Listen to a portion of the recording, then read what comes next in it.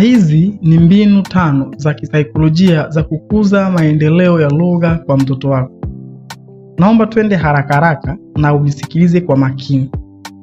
Mbinu ya 5 itakusaidia sana katika kujenga maendeleo ya lugha kwa mtoto wako. Tuanze mbinu namba 1. Mazungumzo ya mapema.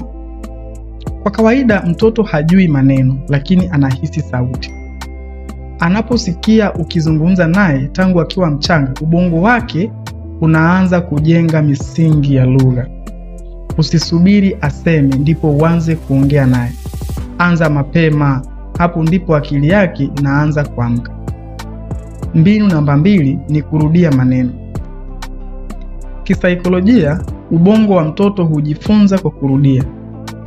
Unaposema maji, maji, maji, huo ni mfano, unamwezesha mtoto kuunganisha sauti na maana. Usichoke kurudia kwa sababu kila urudiaji ni hatua ya ukuaji. Mbinu namba 3 ni kusikiliza kwa makini. Hapa wazazi wengi hukosea kwa sababu wanashindwa kuwasikiliza watoto. Pale mtoto anapojaribu kutamka neno, mzazi anashindwa kuelewa anamaanisha nini, kwa hiyo anampuuza. Mtoto anapojaribu kuongea, hata kama anakosea, msikilize.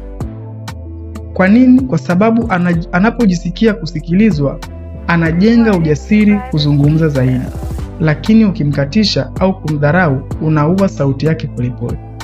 Mbinu namba 4, mazingira tajiri ya lugha.